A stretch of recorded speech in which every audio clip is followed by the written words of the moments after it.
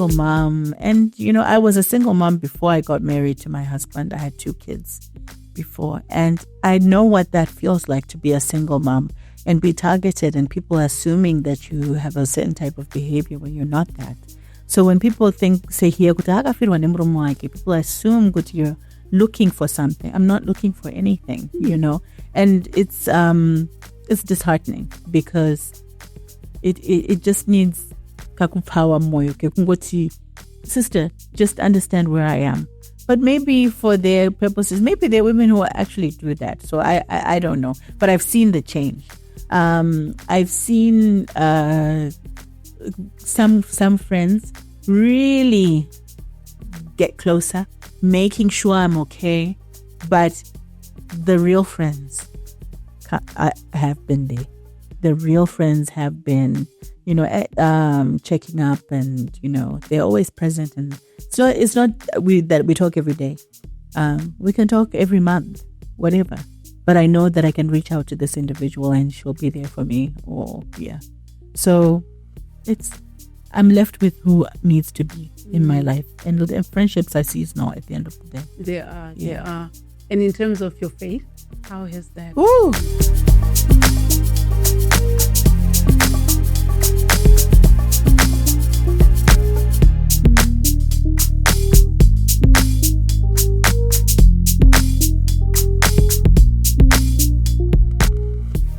Hi everyone, welcome to another episode of Moments with Nyengeterai.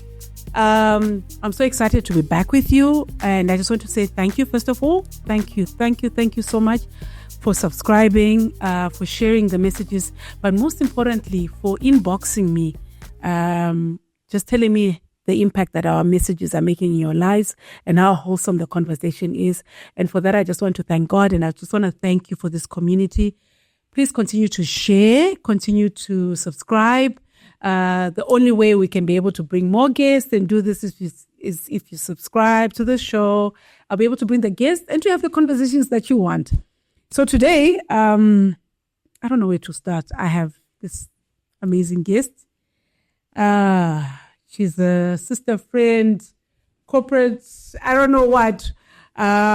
We've come a long way. We literally spoke about Moments and her show before these things were birthed. Yes. I think they were still being orchestrated somewhere there in Amari. And I'm so excited to have my sister Emily. Yes. Emily, welcome. Thank you, Nyenge. This is long overdue, first and foremost. Long overdue. I am so pleased to be here. Thank you so much for having me. We've talked about this. We went back and forth, and I believe in God's timing. Yep. God had a reason and a purpose to bring us here today. Yeah. So for those people who don't know you, who's Emily? What's your call to fame? I don't know about fame. Fame is such a scary word. Yeah. Because you're like, fame? No. But I think if I were to be asked what do people know about me, first of all, I'm a mom of daughters. I have been in marketing and corporate affairs, communications for the last 30 years. Wow. And I recently left corporates to start my own adventures. And oh boy, has that been something. And I am a Christian loving woman. That's kind of who I am. I'm from Mutare. So, Anasamanyinka. Yeah. Okay. So yeah, almost. My house was from Chipinge. So, you people, we are together. Together. And you love your tradition. We do. Yeah, you can't be a Mahaka and not be from Chipinge. You know what I mean? Mm-hmm. So, yeah. Mandao. So, tell me about your childhood. When you look at your childhood, Emily, I want to start there. Okay. How do you believe that your childhood played a big role or informed the woman that you are today? Okay, so I come from a very Christian family. I think that's one of the key things that makes me who I am. My dad was second generation Fundisi, so I'm a PK. I'm a pastor's kid. You are a PK? Yes. I didn't know that about you. Oh, girl, I am a pastor's kid. Wow. My grandfather was Reverend Trugayo from Nyanyadzi, and he was one of the first reverends in the United Methodist Church. My gogo, my dad's mom, actually was one of the first women who put together the Ruadzano group of women. And yeah, it's like history. And it just makes me start to think, okay, so Emily, what are you doing in the church? But that's another thing. So church has been very big. My parents really believed in education. And so my dad was always on this learning journey. He got his degree at the University of Zimbabwe. My mom also was going through school as well. And he always used to tell us, guys, what is success? What does success look like in our family? Success was you have to have a degree. And namngana asingayiti degree. And that was the standard that my dad had set for us. So growing up in Mutare, we left Mutare, went to the US. My dad had gotten a scholarship to go there. And it was, at the time, it was just my mom and myself and my dad. My 3 siblings older to me. I'm the last born in the family. Oh, you're the handbag. I am the handbag. But you do behave like a handbag. I so behave like a handbag. Really? You just, my God. I try and control it. So we left for the States. My 3 siblings stayed behind, and then they followed a couple of years later. I lived in the States How for old about... were you? I was 3. Wow. I was 3 years old. So I came back when I was in grade 3, I think.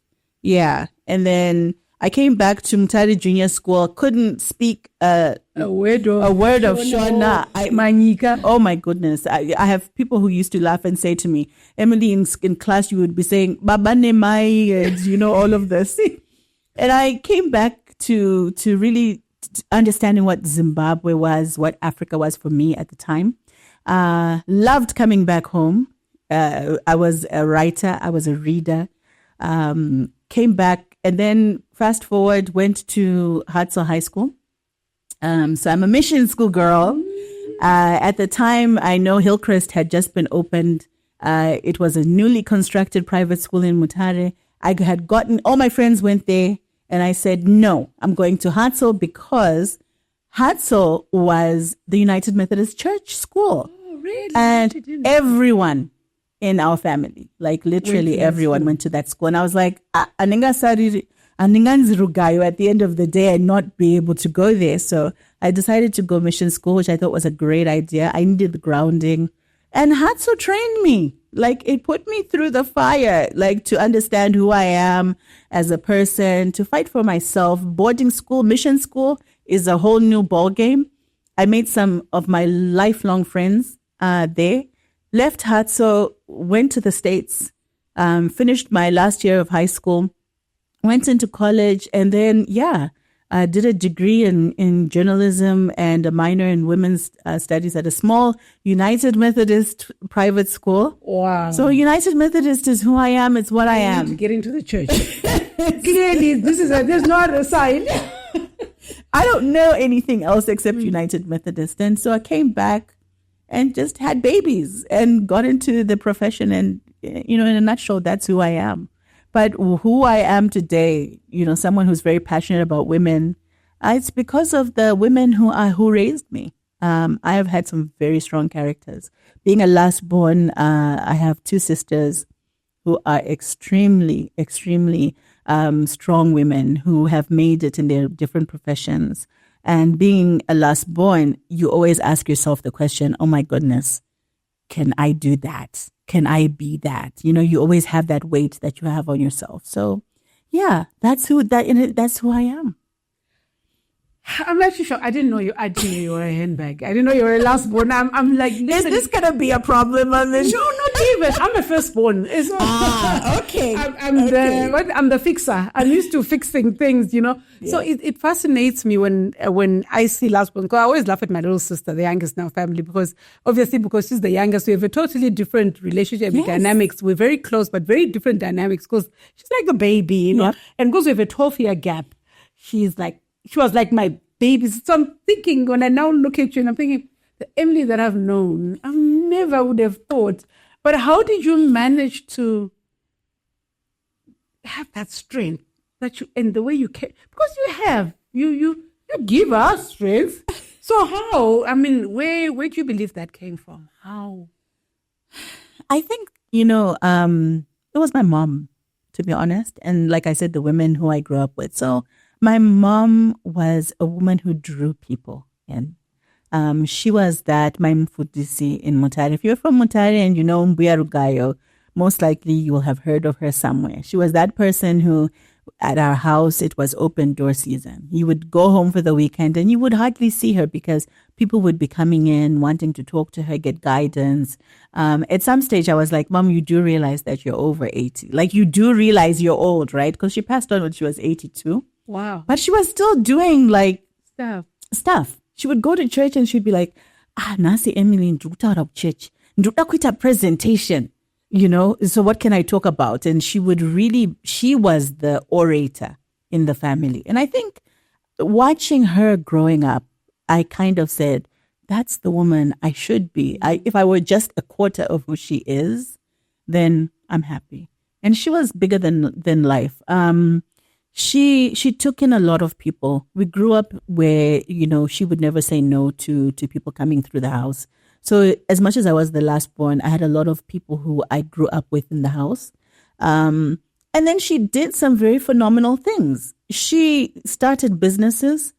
Talk about people who started businesses and said, okay, this one is not working. Well, guess what? I'm going to do this. I'm going to do this and I'm going to do this. And she kept on until she got what she wanted. She taught me that if you have an idea, you must actually just implement it. So to this day, I think that largely resonates with who I am. But I was also very fortunate to have big sisters who, it's funny, my big sisters kind of treat me like a young sister, and I capitalize on that. Okay, I hope they're not watching.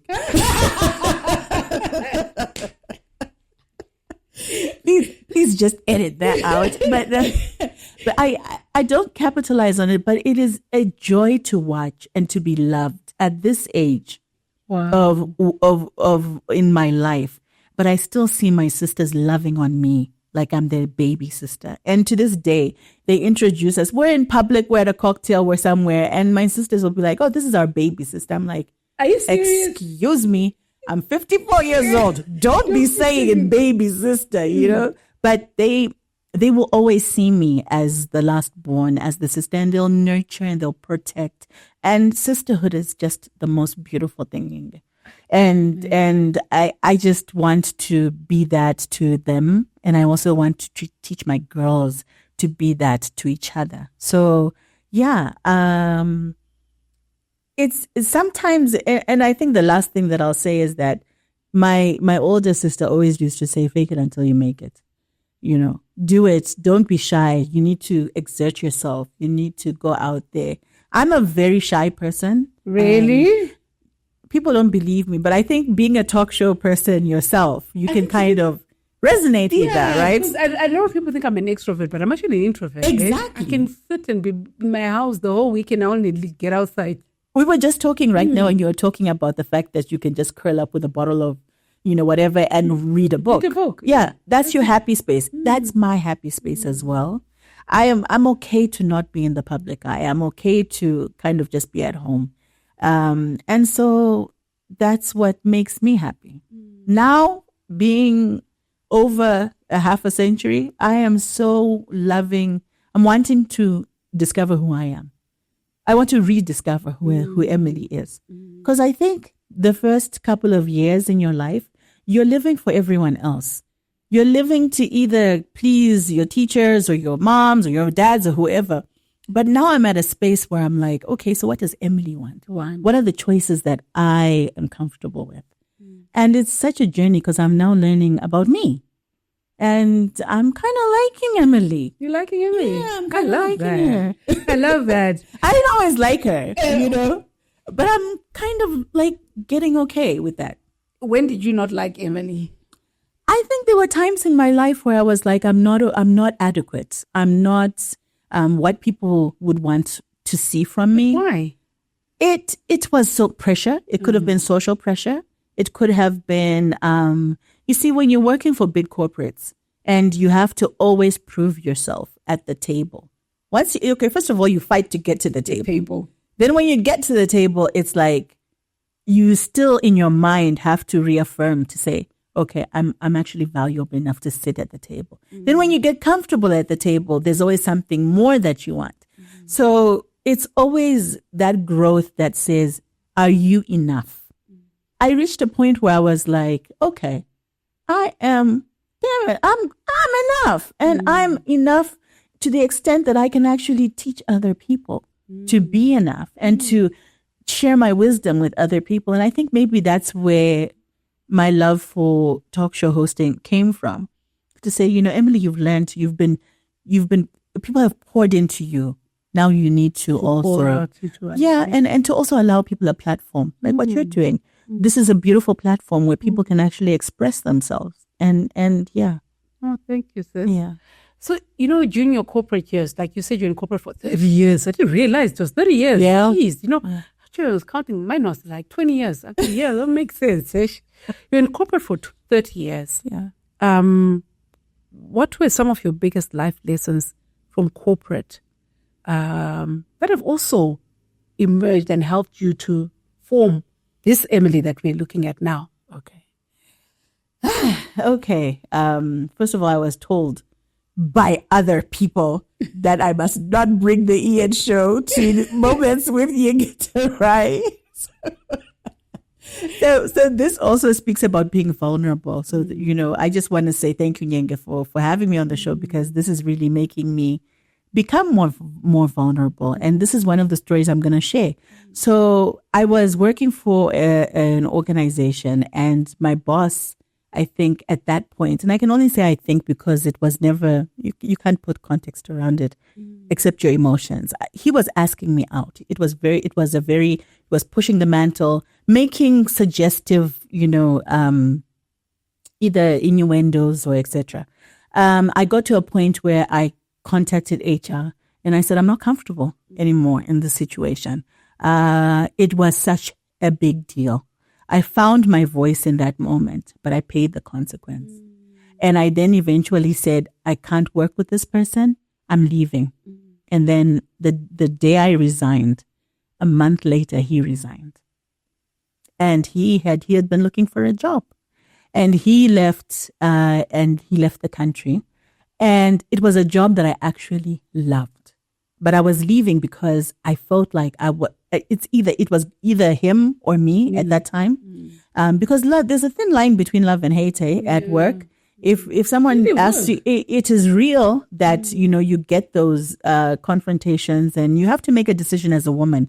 Are you going to give into this, or are you going to say, this is not me. I don't want this to define who I am. I don't want it to ever define any part of my life. And so I choose this very narrow, very thorny road that I'm about to walk on. And that's what I did. But I paid the price for it. I left my job. I resigned.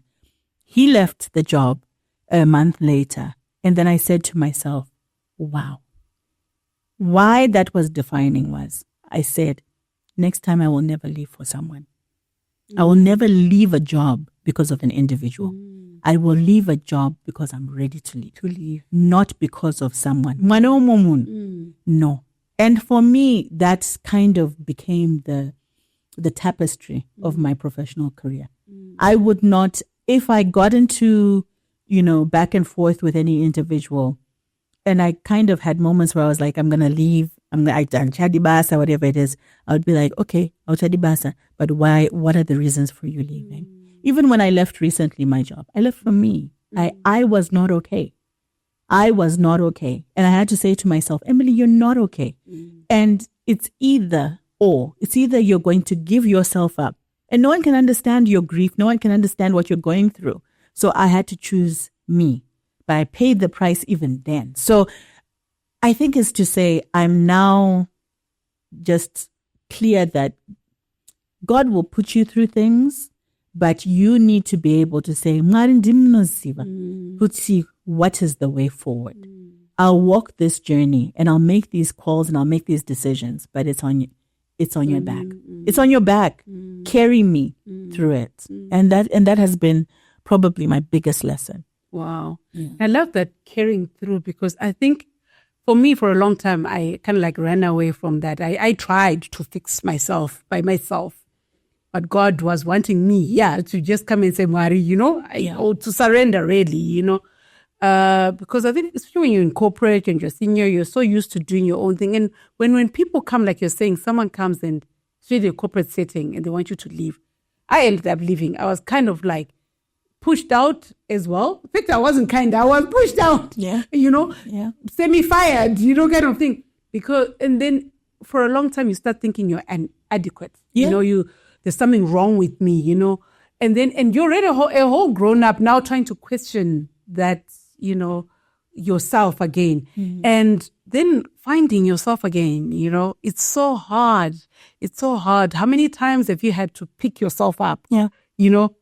When you look back, the times that you've had to pick yourself up, what is the one thing that guided you or the driving force behind your picking yourself up? I think the reasons have changed over the years, and they've changed based on who I am and based on my relationship with Christ. That has been probably the defining. So when I lost a couple of very close people in the last 2.5 years. Yeah. And when I lost those very, very close individuals, through those funerals, I had to say to myself, God, you will not put me through this season of pain for no reason. You're putting me through this season because there's purpose through this pain. Maybe I need to be able to go through the loss of a husband so that I can talk to widows and say, you know what, my sister widower, Chigo, widow. That's what. Widow. That's what. I wanted to, and I kept on, I remember even at my husband's funeral, I was like, you know what, God, it's okay.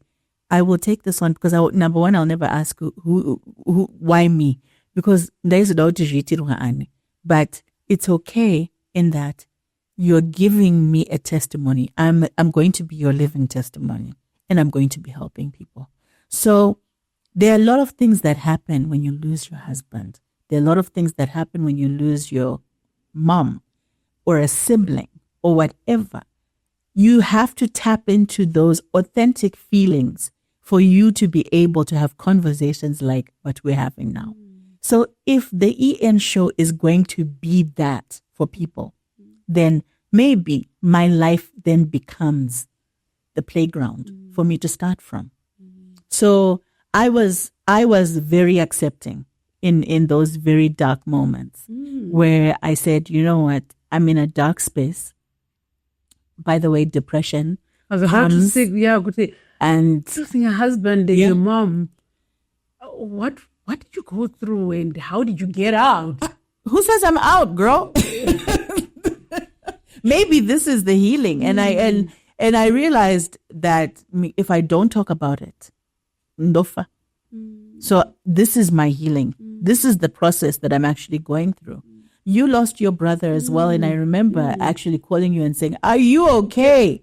And I remember seeing on your Facebook page all of the writing, and you were pouring your heart out.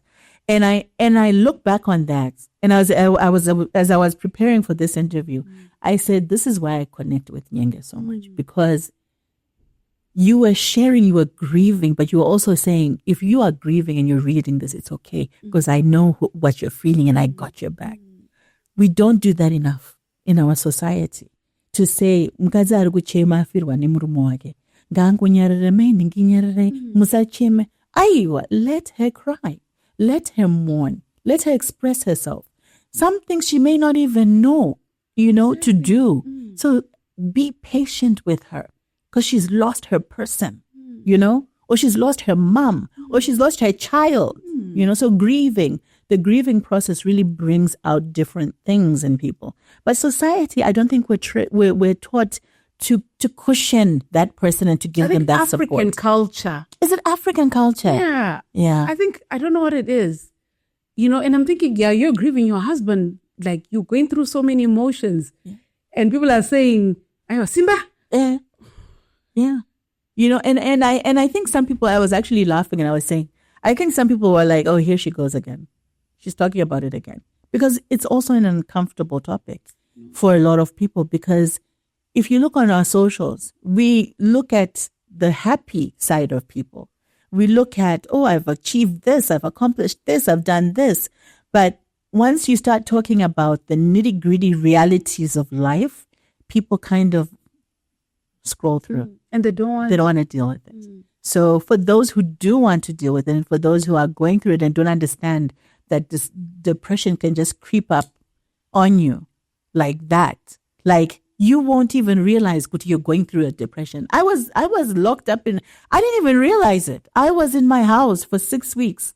I didn't leave my house in Nyenge for 6 weeks. Okay. I don't even know how that happened. Like 6 weeks. Like 6 weeks. Like 6 weeks. I don't even know how that happened. But looking back on it, I realized, Emily, this is what depression looks like. This is what you were going through. And I would be like, and people who are depressed will always tell you, I'm okay. You see. So are you quick to want to go and help someone else? So that you hide. So that you hide and you make yourself almost invisible. But God is great. God is just so loving, because in that darkness, it's funny. I was sharing with someone, even when I was in that darkness, I used to seek a light. And I would be like, is that an imaginary light? Okay, so when they say there's light at the end of the tunnel, is this the light? But light, and I was like, okay, I'm going to remain faithful. I'm going to be okay. I'm going to be okay. And I had to tell myself that over and over again until you get out of the rut. But yeah. How was like the impact of having, I don't know, family, friends around you through those 2 dates? I mean, I also went through like 2 dates soon after each other. Yeah. And trying to balance that. How did you do it? And who did you reach out to? Who are your connectors, I didn't deal. That's the truth. I mean, I wish I had a great story to say, and I was like, Nandaka Simba and all of that. I just shut down completely. I remember going through it, and I was the person who was like, especially at my mom's funeral, I was like, Saga, what's the checklist, people? Okay, Saga, we need video, we need all of this. You go through the motion. And during all of that, as much as we highlight too, I lost my tete, my dad's sister. I lost so many different other relatives within that same period. So I remember going to one funeral and I was like, template attachment deny munda chikafu. From the other funeral that I was at. You almost shut down. And for me, I don't think I deal with trauma very well. I kind of take it in. And then at some stage, I'm just like, okay, now let me penengura. And then I start peeling off the layers.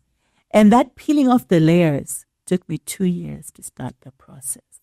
You're kidding. I'm telling you, I can't even tell you that it happened right there and then. I'm in my 3rd year of this period. And I'm only now realizing what the last 2 years look like.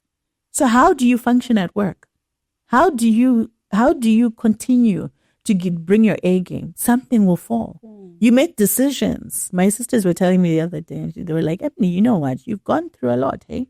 And I was like, no, you know what I mean? Because I thought that was an excuse. But no, it's not an excuse, because you make decisions that are so drastic in your life where you're like, maybe they didn't make sense, or maybe they made sense at the time. But then now when you look back, you're like, okay, was this a sensible decision? So looking and reading about grief and the grief journey, I never thought it was real. I just was like, people are just talking. Come on, get your act together. No, it's not that easy. It's not that easy. And I think there are different types of grief. So when someone loses a child, for those who have lost their kids, I cannot imagine what that is. for someone who's lost their mom, that person who raised you, who loved you, who was unconditional love, when you get to certain scenarios, when other people are with their moms and you don't have a mom, and then you're like, oh wow, this is real. When you lose your spouse, that person who was like your ride or die, and especially if you were friends, they all go, they might do but if you were friends with that person, so there's different types of grief. But I think we just need to be a bit warmer and understand that it's okay to go to counseling as well. It's okay to seek help. I'm saying this, but I am still on the journey of seeking that, because I'm like, please, counselor. You know, there's a part of me that's very black that's saying that, that's very African that's saying that. But I also know that I need it. And I also know that maybe my kids need it as well. You know, just someone who is neutral, who they can just be like, you know what, sometimes I have bad days and I think of my dad, you know. So how do you also, because as moms, we want to make sure that our kids are okay. Are they okay? Are they, you know, dealing with everything properly? But we forget ourselves. So yeah, it's been 2 years, and I think I'm only just realizing that this is what life is. But I get you. You know, when you're saying that, for me, like my brother, it was like my aunt, 2018, but she was more, because my aunt was more like a sister, because she grew up with us, she was young, then my brother. And there's a funeral checklist, you know, but it then hit me. Yeah. You know, I always say, you know, someone would say to me at the funeral, oh, you know, no, Nyenge, don't cry. Firstborn syndrome. I don't know how your sister, who's your firstborn? We are supposed to be fixers. Yeah. So you're there and everybody else is crying. So everyone comes to you and says, no, you can't cry. Your mom needs you because she's just lost a son. The twin needs you because he's just lost his twin. Young sister needs dad. Queening. Yeah. And no one is thinking. And I said to people that I think I only started grieving my brother last year. I'd never fully grieved. When I went, my first therapy helps, by the way. It does. And if you go for therapy. I know. I think my first therapy session, I spent 30 minutes of the 45 minutes crying. But I'd gotten to a place where I said I could cry. But I think I was grieving so many things. Yeah.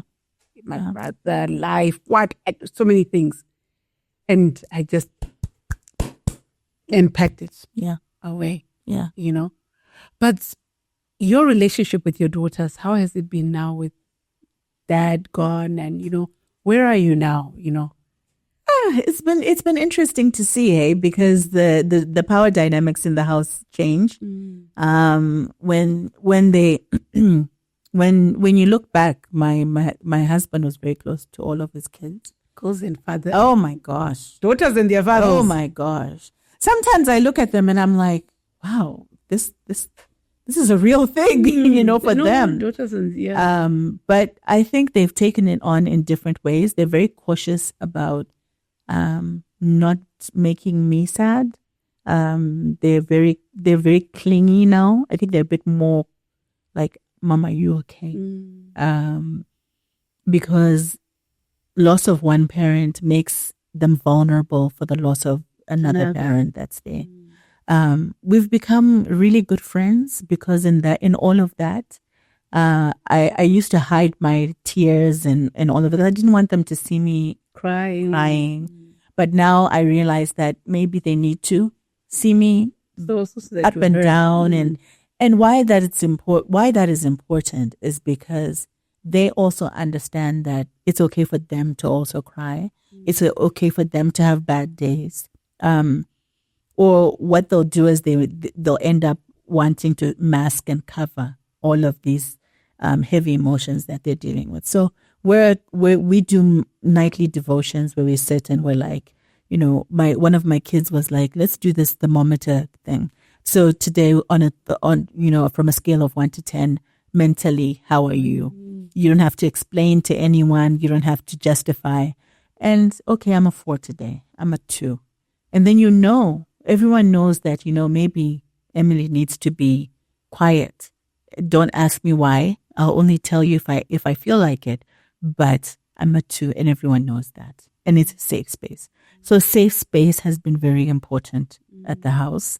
But I'm also rediscovering who they are. And a lot of their strengths are coming out, because I say to them, I need to lean on you. I need you to help me. And that makes that vulnerability allows them to a space to be, I'm here for mom, giving them purpose also to be there for me.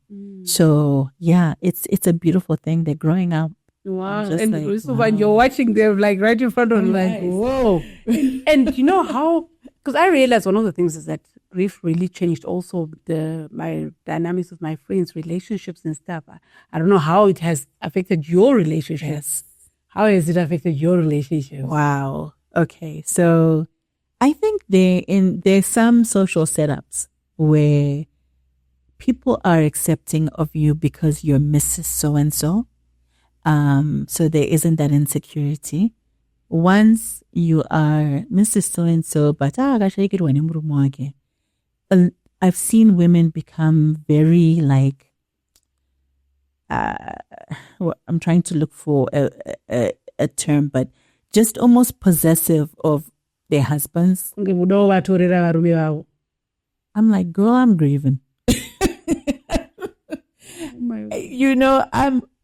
I'm good for now, and so there's this perception that a single mom, and I was a single mom before I got married to my husband. I had 2 kids before, and I know what that feels like to be a single mom and be targeted, and people assuming that you have a certain type of behavior when you're not that. So when people say here, people assume that you're looking for something. I'm not looking for anything, and it's disheartening, because it just needs power moyo. Sister, just understand where I am. But maybe for their purposes, maybe there are women who actually do that. So I don't know. But I've seen the change. I've seen some friends really get closer, making sure I'm okay. But the real friends have been there. The real friends have been, checking up, and, they're always present. And so it's not that we talk every day. We can talk every month, whatever. But I know that I can reach out to this individual and she'll be there for me. So I'm left with who needs to be in my life. And friendships I see is now at the end of the day. They are. And in terms of your faith, how has that? My faith has been I loved you, Jesus. I really did. But now I now I am 100% taken by Jesus Christ. I think he is the person I wake up to and the person I go back to sleep with every single night. I call on Jesus every single time, because now I understand why people say Ngadi and widows. What's the word, Nyeng? Is it widows? Widows are rumi. Widows. I don't know. That's what Shirikadzi. Let's just say it. Because Widows, right? Yeah, widower. So some widow. Those widowers are men, I think. I don't know. We'll check it out and we'll write the terms. But I think, I understand why that term is there, because you will call on Jesus. You will call on God in those moments where you're by yourself and you're like, but why? You start questioning why. That, the verse "be still," just was the verse that carried me through the whole season. From the beginning to now, I remind myself, you have to be still, Em. You just be still. And just understand that he is God and that you are not. Be still. Surrender. I was talking to you about surrendering. You have to surrender. You have to give yourself up and just be like, you need to strip me of everything so that I understand that my purpose in life is to glorify your name. What does surrender look like? Oh, surrender.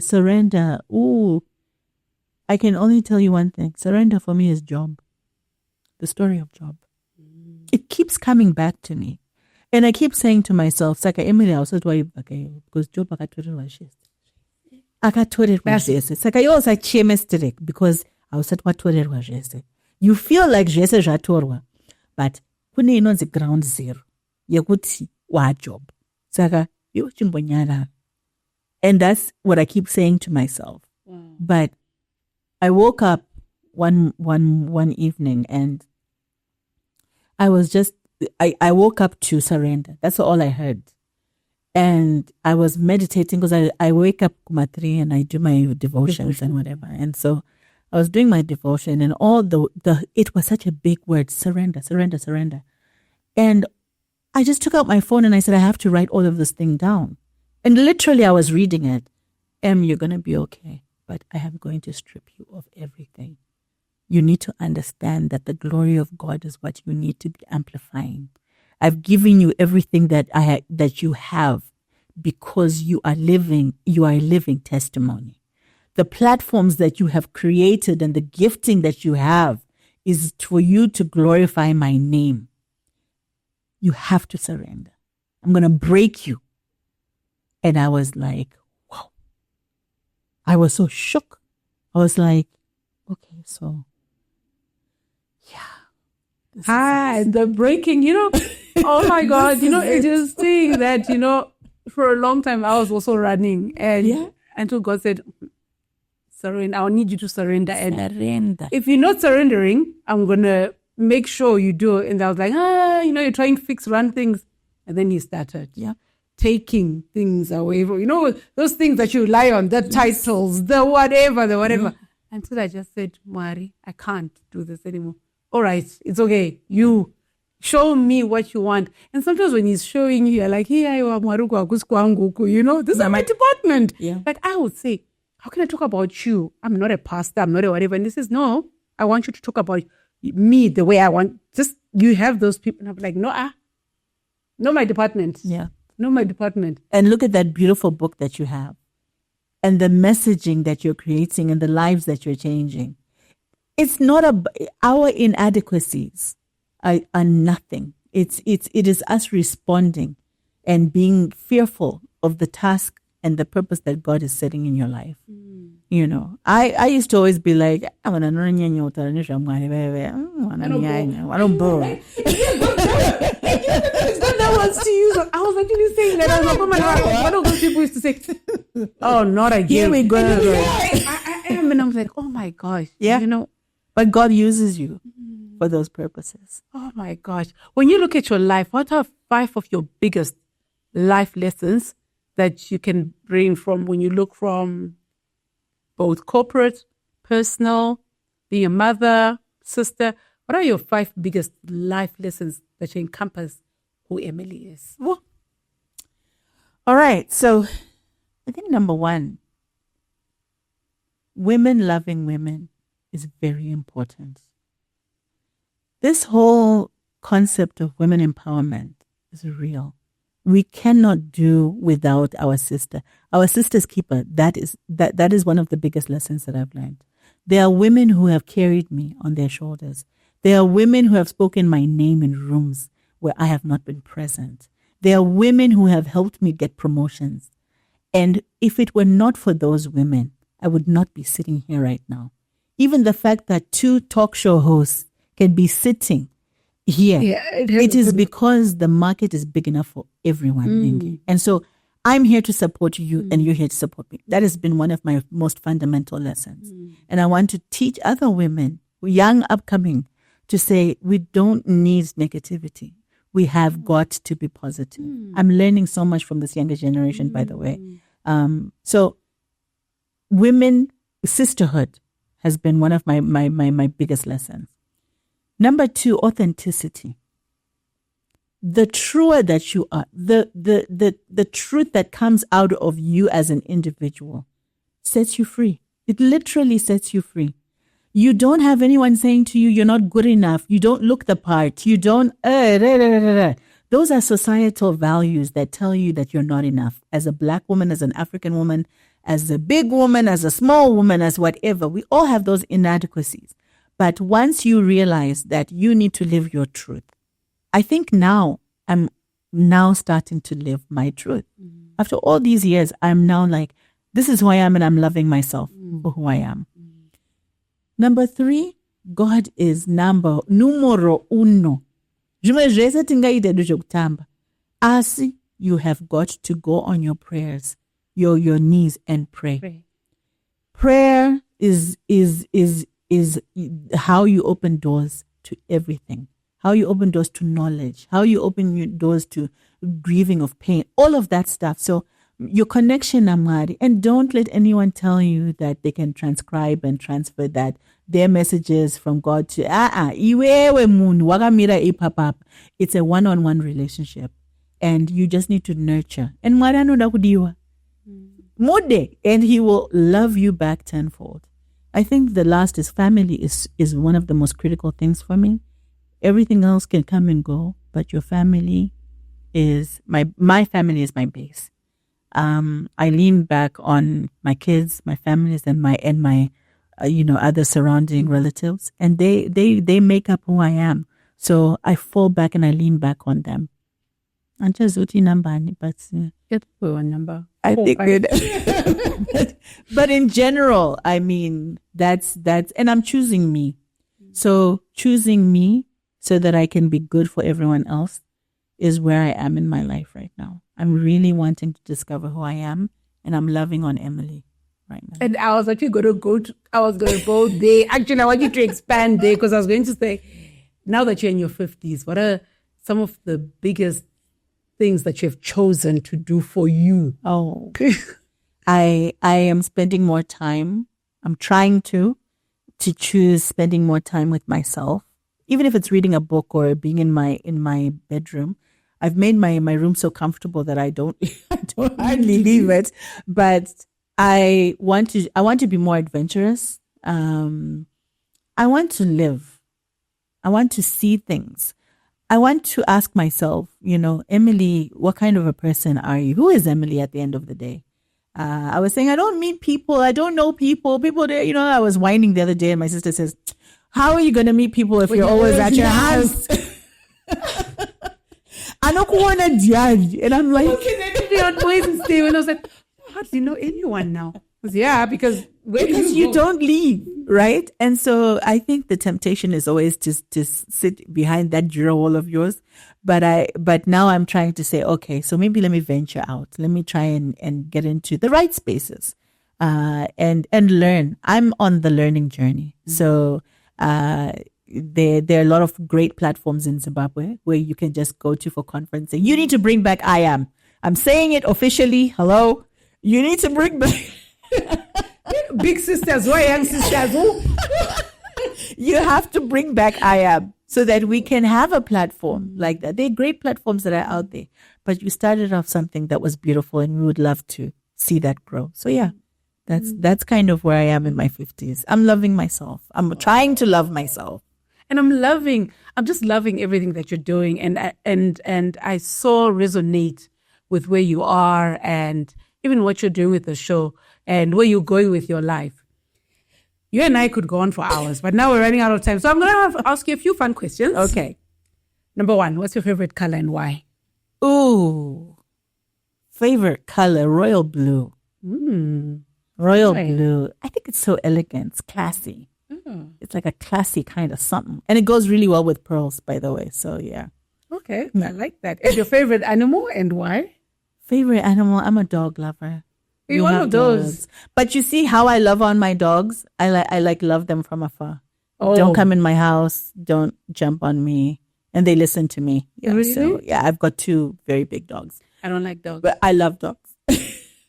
I was bitten by a dog. So I always say, because my friend loves dogs. And yes. I'm like, then when I go to her house, this dog is just jumping. I'm like, but she's so cute, but I don't, like, I want to love her from afar. Yeah. Yes. But don't come too close to me. Oh.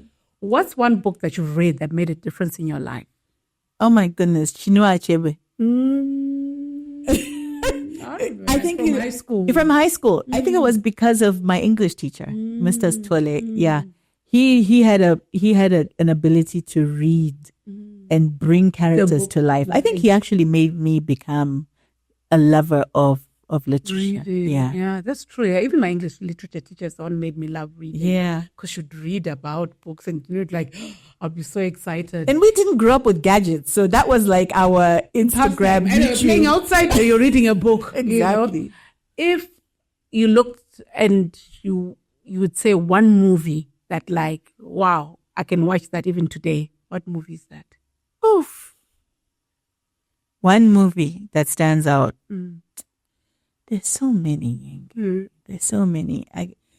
There's this one, I can't even remember the name. Brad Pitt was in it with Anthony Hopkins, and it was about the brothers. Tristan, his name was Tristan. And it was just about family and love and all of that. I'm a big family love person. And it just resonated so deeply. I could watch that over and over again. Yeah. Wow. That was it. What's your all-time favorite song? Penny Lover. Wow. Lionel Richie was the guy, right? The guy. Yeah. Lionel Richie was suave. So anything from Lionel, but Penny Lover. There's this guy in high school who wrote me a whole letter, but it was all the lyrics of Penny Lover. So that's what I know. I like that. Dear Emily, Penny Lover. And that was it. But yes, Penny Lover. Oh, wow. Yeah. If you're tired and you get home, how do you relax? Aish. I take off my wig as soon as I drive into the... Me in the car. And my kids were like, Mom, that does not look okay. It was etiquette, Mom. Exactly. I walk straight through the kitchen, down the passageway into my bedroom, and everyone follows. And my bedroom becomes the place, the hangout place. And that's my happy space. I've always said, having my kids around me 100% is my Christmas, my New Year's, my birthday, everything. Wow. That is, you know what? That is such a treasure, because that my kids are all over with uni and everything. I actually miss having all of my 3 girls here with me. I miss that. And I always look forward to them coming. And now they're little human beings, little adults. So everyone's coming back and they've changed. And with their minds, with their own thoughts. And just you having that, I envy you. Yeah. I truly do envy you. It's such a blessing for people who stay with their kids. Just understand that it's a blessing that you know where your child is sleeping. It's a blessing that you know your child is okay. Because when your child is in the diaspora, you just have to pray over them to say Mari Nyengeterai, or even not even in the diaspora, even in another university somewhere. You have to pray. There's nothing else. If today was like your last day and you're about to transcend, what is the one thing that you'd say, Mari, I'm ready to come because you've what? I would say that, Mari, I'm ready to transcend because you've allowed me an opportunity to tell people stories. That I believe is my purpose. I believe my purpose is to give people platforms to share deeply about the things that matter to them, without fear, without favor, without ridicule, without the negativity. Yeah. I really honestly believe that platforms that are positive are needed. We have got to think positive because that's what feeds us. That's what feeds us as a nation. Mental wellness is so important. It is. Yeah. It is. So I think if I can do that, even if Nas, I'm okay with that because I will have known that my purpose has been Jaita Emily Jaco Jakwan Chui. If he even allows me into heaven, which I pray he does, but that is what I work towards. Yeah. What is one pivotal moment in your life that changed a perception that you had? One perception that you had, and what the perception is. What is that one pivotal moment? I think one perception that I had was the simplicity of life. Life actually isn't simple. I was in college. There was an incident that happened a young lady who we were with was sexually violated. The community, the different communities on a college campus became very opinionated. There was the feminist, there was the African community, there was the Asian community, all these different communities. And because the people who were involved were from these different cultures, I realized that as a feminist, as a woman who loves women, right, who loves to empower and grow women, I was split because there was this African brother. Okay, so that's my brother, right, from Africa, and you're in a foreign country. Life isn't simple. Life isn't simple, and life isn't about there are a lot of grays that are there. And all you can do when you're making decisions and calls in your life, you just have to understand what is good for you as an individual. And you need to make a call. I think sometimes we struggle to make decisions. A lot of people like to sit on the fence because fence sitting is comfortable. But sometimes you need to make a call. And that was a very, very difficult time for me because I was friends with both individuals and for different reasons. But I found myself going back to the real issues that were there. Not culture, not association, not anything, but what happened and how can you support him? How can you support her? Knowledge sharing, all of that stuff. So it made me realize that we have a lot of work to do as women. No means no. No doesn't mean maybe. No doesn't mean, okay, no for now, but maybe tomorrow. No means no. And so women, we need to understand that. No,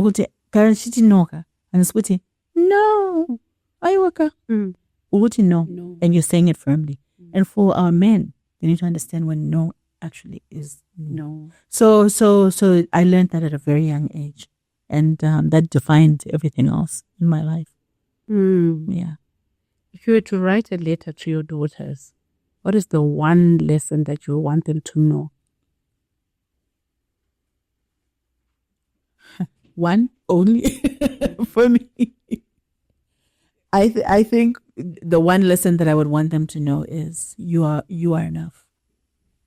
Don't let anyone else tell you that you're not. You are enough. You create your own narrative. You have the ability to make choices. Don't let anyone tell you that you can't. Yeah, simple. Oh, nice. We've packed our bags. We're going to the airport. We have our passports. What country are we going to? Hey, Hawaii. Yay! We're going to celebrate. We have to go. We have to go Hawaii. Beautiful weather, beautiful beach. And yeah, I think, and I don't know about the crime rate, but I think she didn't. But Hawaii. Yeah. Emily's been an amazing, wholesome conversation and an amazing time. I wish we had more time just to unpack so many things that you were talking about. But I just thank God for you. I thank you. Thank you for coming and being vulnerable and opening up. And as we close off the show, what one message would you like to give our viewers as they're going into the week? I think the key message that I have for everyone who's watching is that, you know what, the power of choice is very important. I only realized that, you know what, we make choices every day, but you can wake up and choose to be miserable. You can wake up and choose to conquer. You can wake up and choose to be disruptive. All of those are choices. So choose wisely. I think the second is even, and it's an extension of choice. Choose to speak affirmation. Choose to speak positivity. Choose to love on someone instead of hate on someone. The power of what we say, So choice, the power of choice is actually very, much a part of who we are. If we can harness that for good, I'm telling you, this whole world would change. So yeah, it's the power of choice. Emily, thank you. And I'm not going to add anything else. As you heard her say, as you're going into the week this week, remember the power of choice and choose to love. Your words, they're powerful. Choose to love, choose to say positive things. So I hope you have a fantastic week and I will see you next week. Bye.